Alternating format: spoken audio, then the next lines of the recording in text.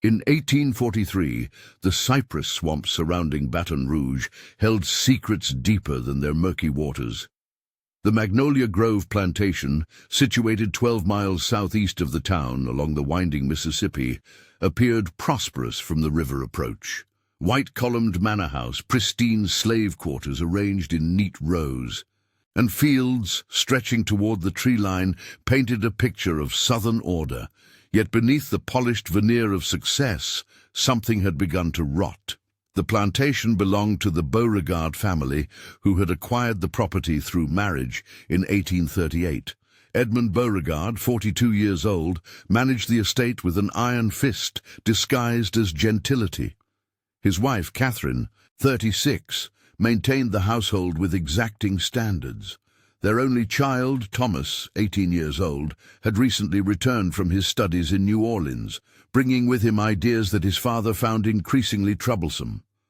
Among the enslaved population of Magnolia Grove lived a young woman whose beauty had become both blessing and curse. According to plantation records discovered in 1957 during the renovation of the old Baton Rouge courthouse, her name was listed as Maribel, aged approximately 21 in 1843. The same records, yellowed and water-stained, noted her assignment to household duties within the main residence. Parish registries from St. Joseph Catholic Church, examined by Louisiana State University researchers in 1962, contained marginal notes suggesting Maribel possessed an unusual ability to predict weather patterns and locate lost items. These annotations, written in faded ink by Father Antoine Dubois, the plantation's visiting priest, described her as touched by providence, yet burdened by visions that disturb her rest. The first documented incident occurred on a humid August evening when the air hung heavy with the promise of storm. Catherine Beauregard had retired early, complaining of headaches that had plagued her for weeks. Edmund sat in his study, reviewing ledgers that showed declining profits despite favorable crop yields. Thomas wandered the halls, restless after another argument with his father about the family's treatment of their enslaved workers. It was during this quiet hour that Maribel began hearing sounds beneath the floorboards of the main house. According to her own testimony, preserved in a letter discovered in 1959, among the papers of a Methodist minister named Reverend Isaiah Crawford, the sounds resembled whispered conversations, not the scratching of rodents or settling wood, but human voices speaking in hushed, urgent tones. The letter, written in Crawford's careful script, recorded Maribel's account given during a clandestine meeting in 1844. She described lying awake in her small chamber adjacent to the kitchen, listening to what seemed like multiple people holding heated discussions somewhere beneath the house. The voices rose and fell in patterns that suggested argument, negotiation, and occasionally what sounded like weeping. Initially, Maribel convinced herself the sounds originated from the root cellar, where vegetables and preserved goods were stored. The Beauregard house, built in 1815 by the previous owners, featured a complex foundation that included several storage spaces carved into the natural elevation of the land. However, when she mentioned the nocturnal disturbances to other household staff, their reactions proved more disturbing than reassuring. Sarah, an older woman who managed the kitchen duties, went pale upon hearing Maribel's description. According to the Methodist minister's correspondence, Sarah had worked at Magnolia Grove since the plantation's establishment.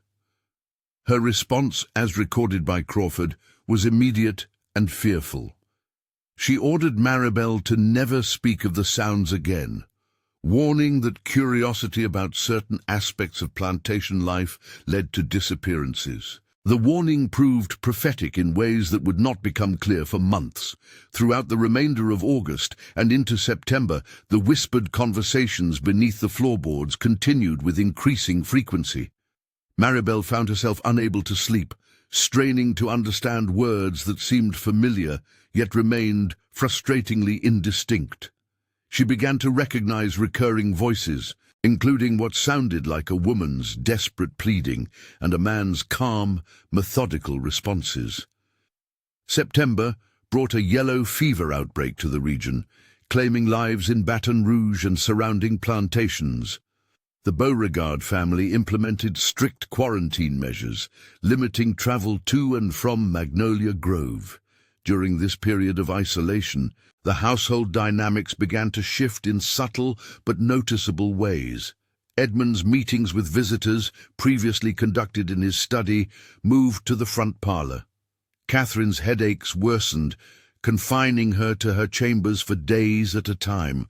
Thomas spent increasing amounts of time away from the main house, often seen walking the property boundaries at dawn. It was during one of these early morning walks that Thomas encountered Maribel near the old slave cemetery, located in a grove of live oaks behind the quarters. According to church records maintained by Father Dubois, this cemetery had been established by the plantation's previous owners, but had fallen into disuse after the Beauregards assumed control. Weeds choked the few remaining wooden markers, and several depressions in the earth suggested graves that had settled or been disturbed. The conversation between Thomas and Maribel, as later documented in Crawford's papers, proved pivotal to understanding the true nature of Magnolia Grove's foundations. Thomas, influenced by abolitionist literature he had encountered in New Orleans, questioned Maribel about her well-being and treatment by the family.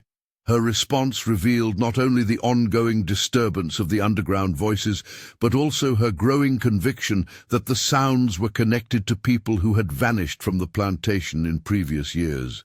This revelation prompted Thomas to begin his own investigation, conducted in secret during his father's frequent absences from the property. Edmund's business trips to New Orleans, which occurred monthly and lasted several days, provided opportunities for Thomas to explore areas of Magnolia Grove that had been declared off-limits.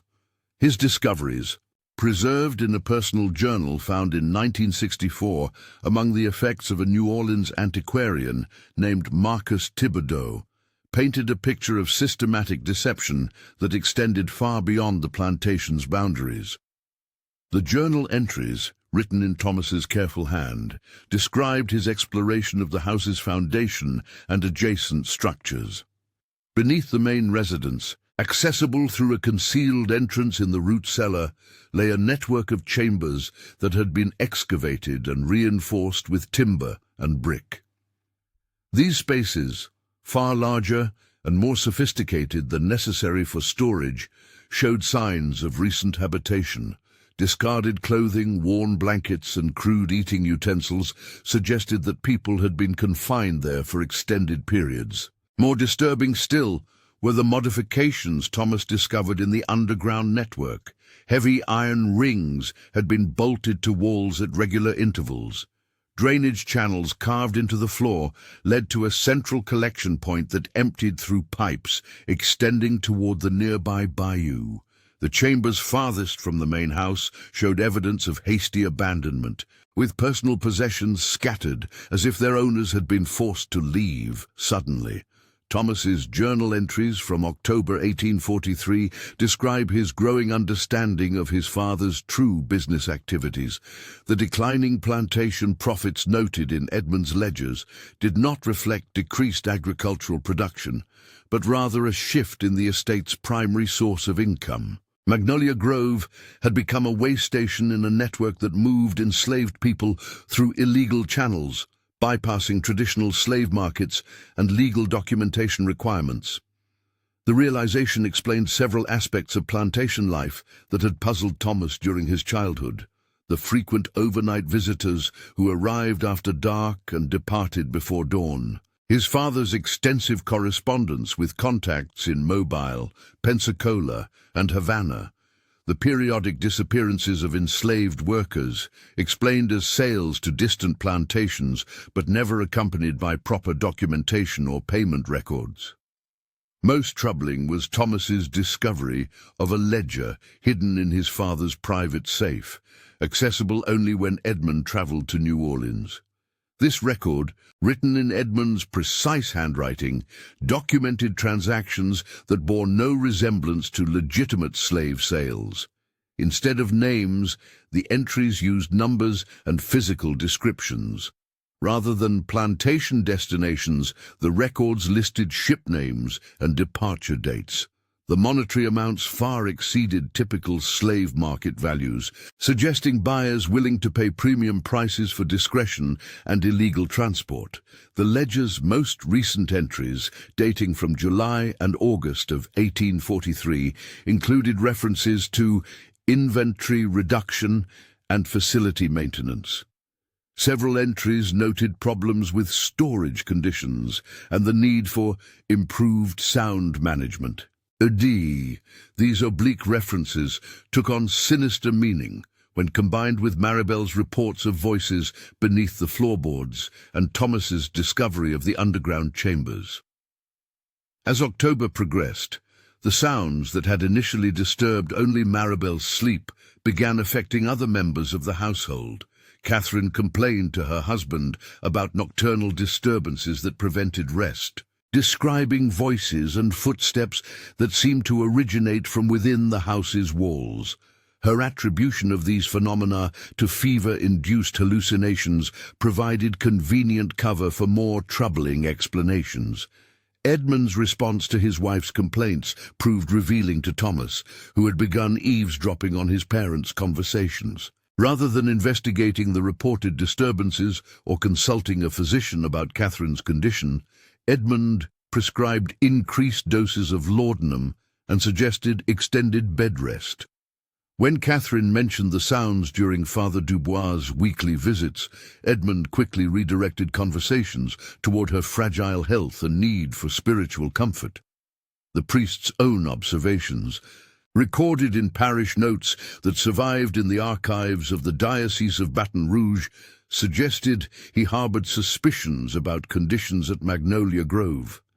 His marginal comments, written in Latin, referenced spiritual disturbances and souls crying for justice. However, Father Dubois' position as spiritual advisor to multiple plantation families limited his ability to investigate or challenge Edmund directly.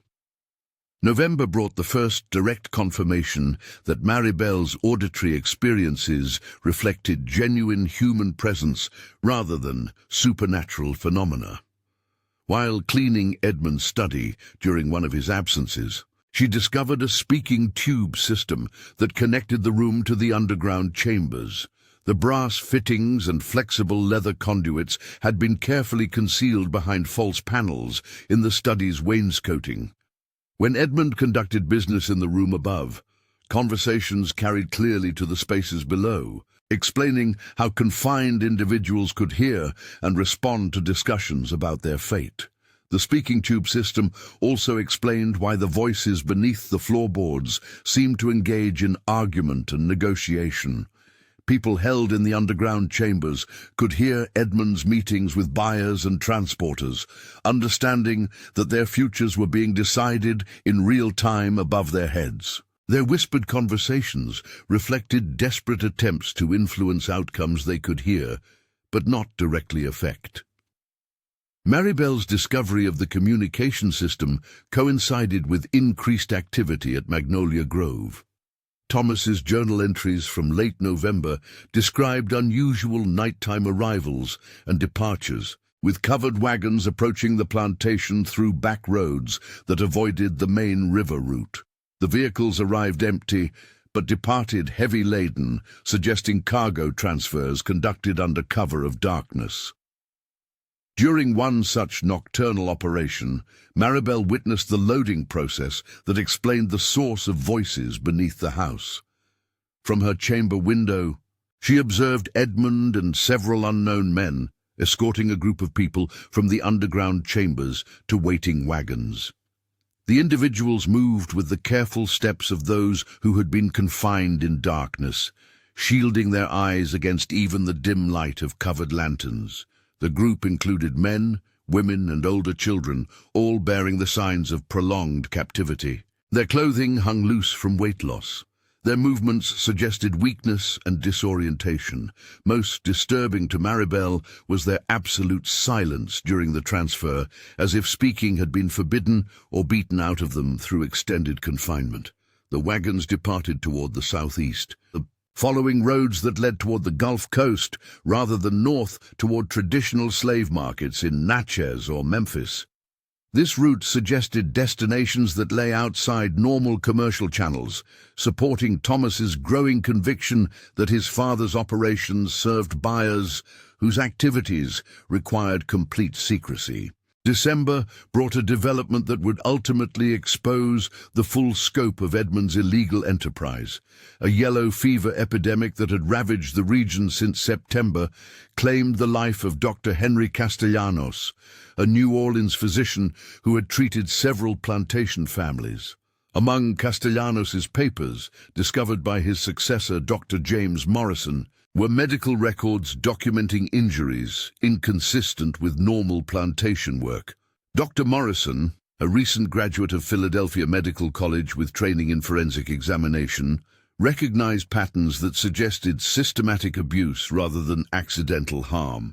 The records described injuries to specific body parts that would disable without killing, malnutrition calculated to weaken resistance without causing obvious deterioration, and psychological symptoms consistent with prolonged isolation and terror.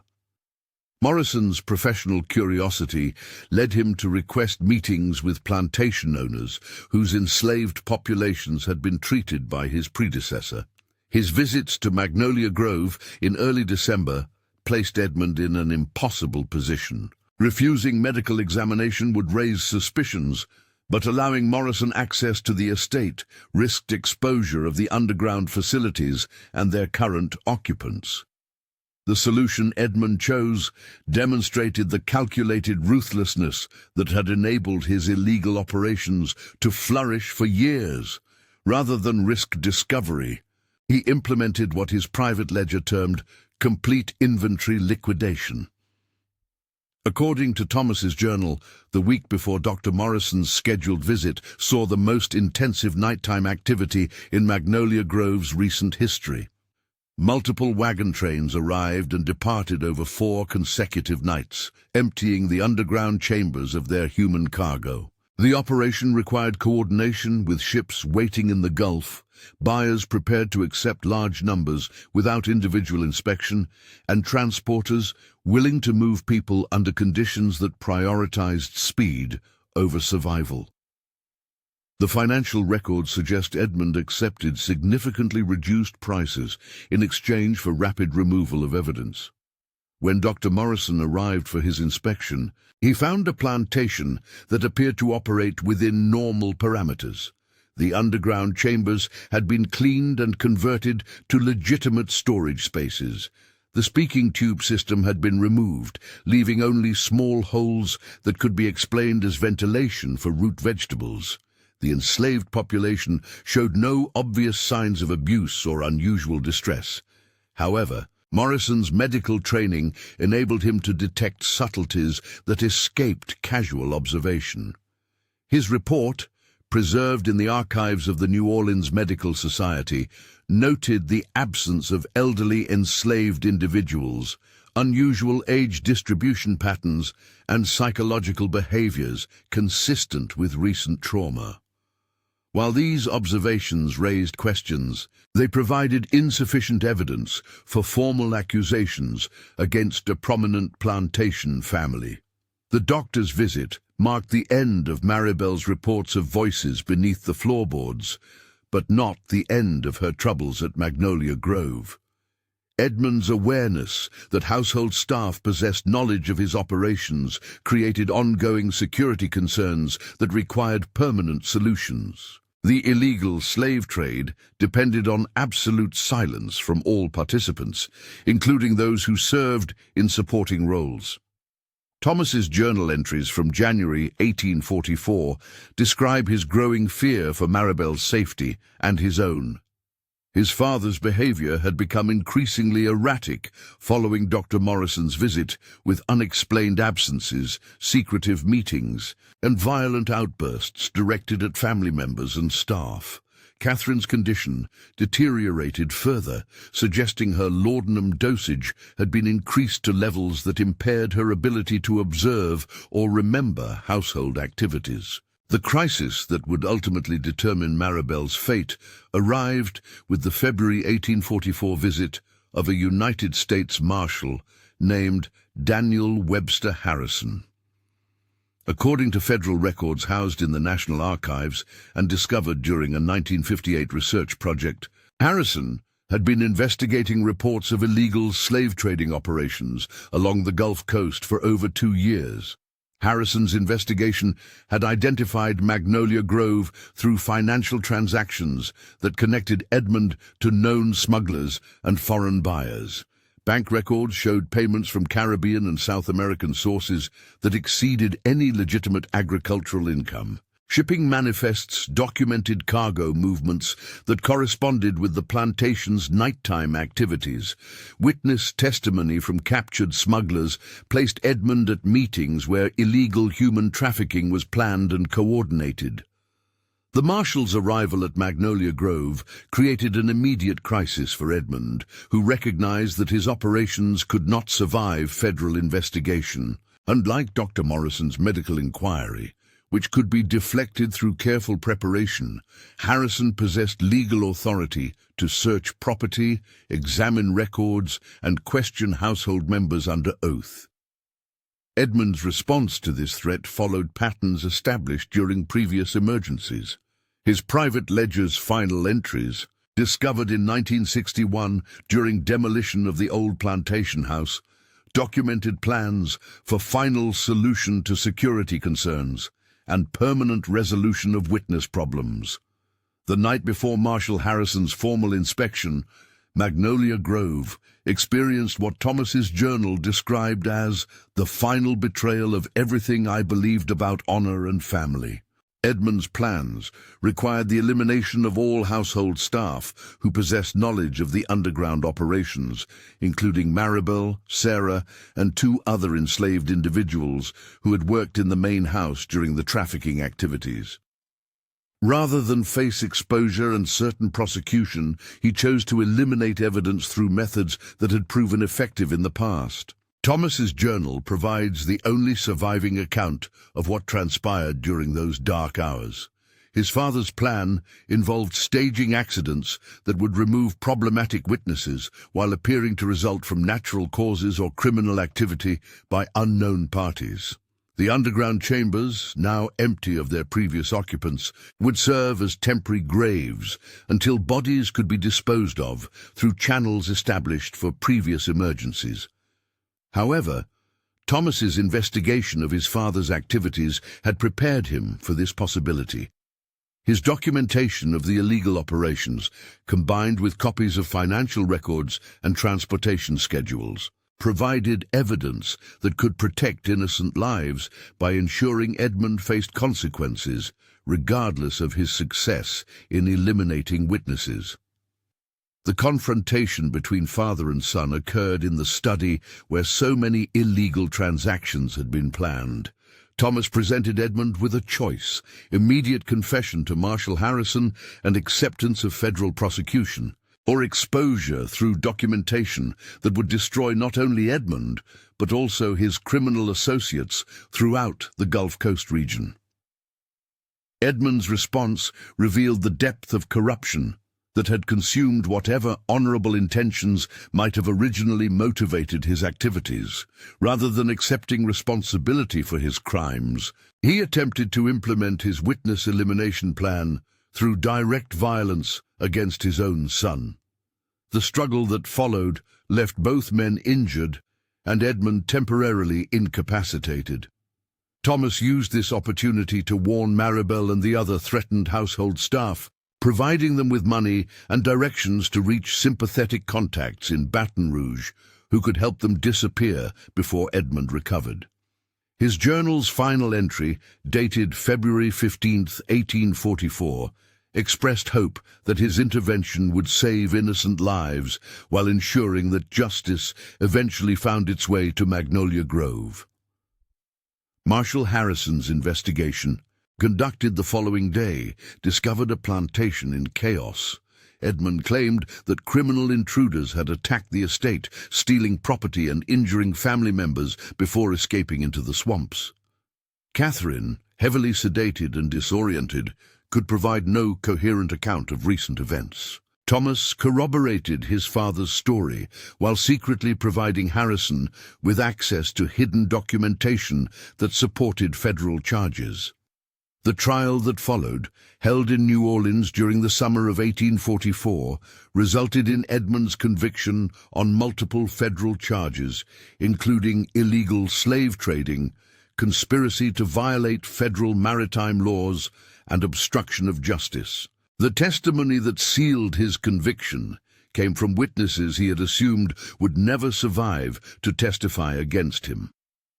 Maribel's appearance as a federal witness represented a triumph of justice over the calculations of powerful men who believed their crimes would remain forever hidden. Her testimony, preserved in court transcripts housed at the Louisiana State Museum, provided detailed descriptions of the underground chambers, the speaking tube system, and the systematic transportation of human beings through illegal channels.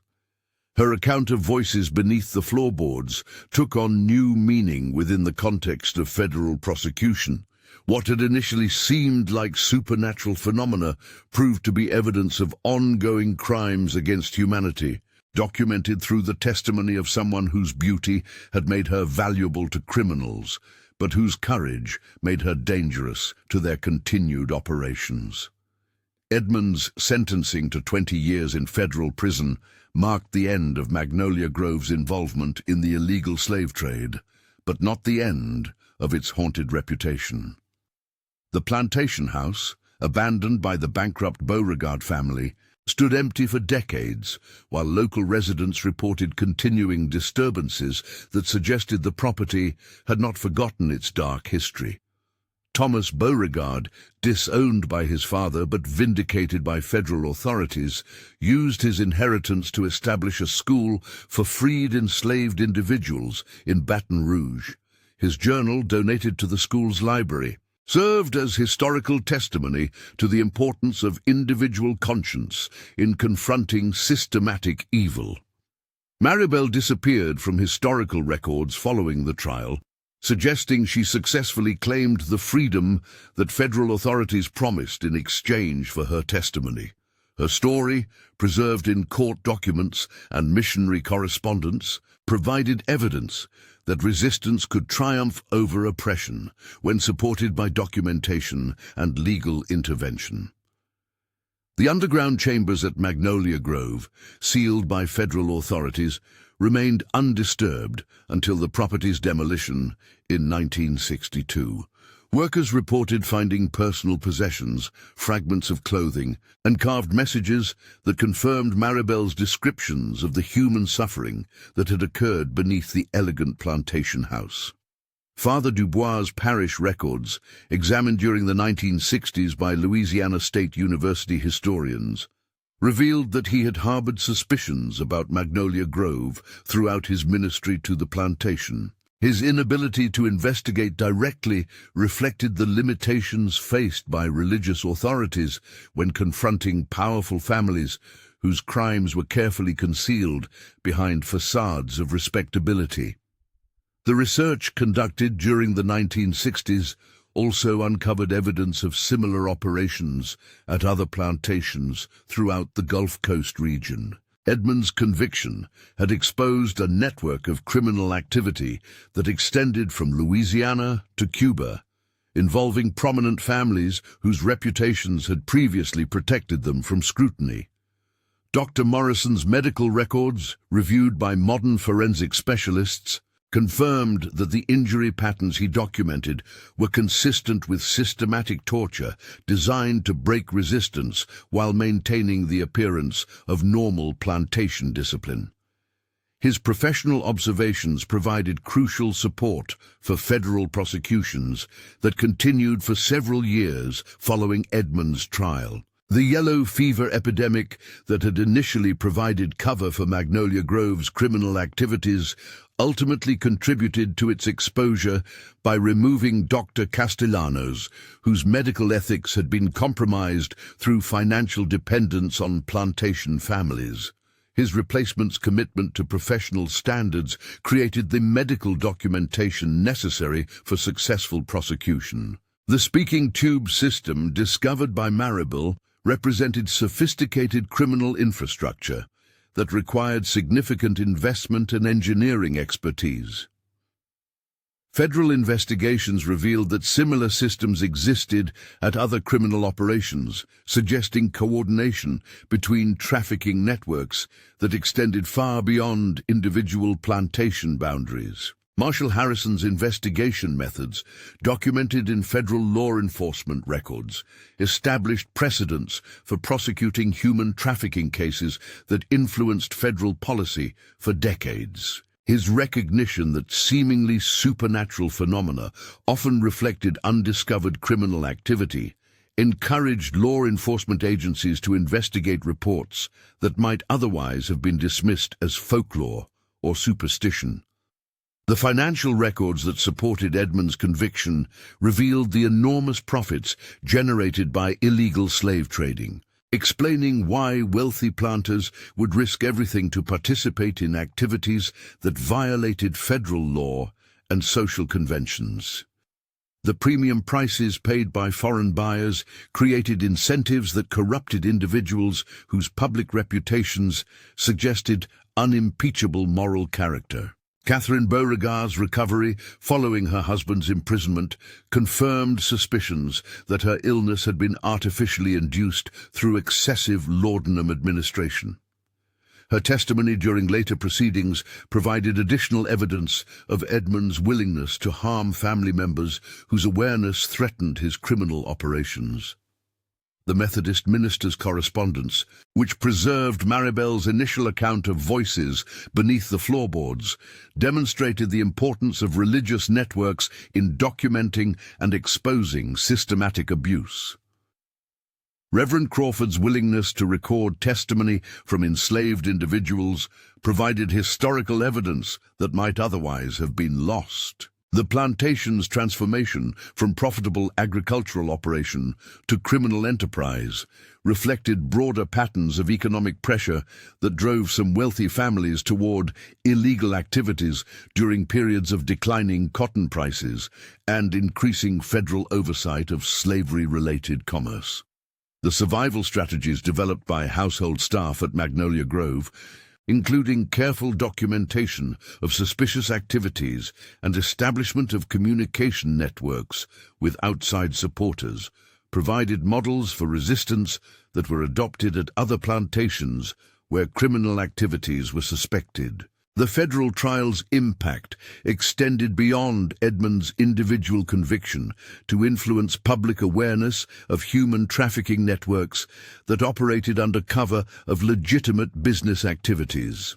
Newspaper coverage of the proceedings educated readers about criminal methods that had previously been concealed through intimidation and bribery. The property's abandonment following the Beauregard family's financial collapse created opportunities for archaeological investigation that revealed physical evidence supporting witness testimony.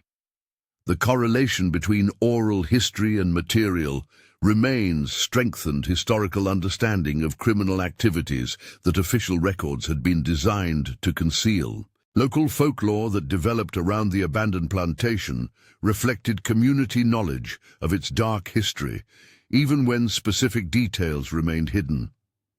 Stories of voices beneath floorboards and unexplained disappearances preserved collective memory of crimes that official silence had attempted to erase. The school established by Thomas Beauregard, using his inheritance, provided practical recognition that individual redemption required active work to repair damage caused by family crimes.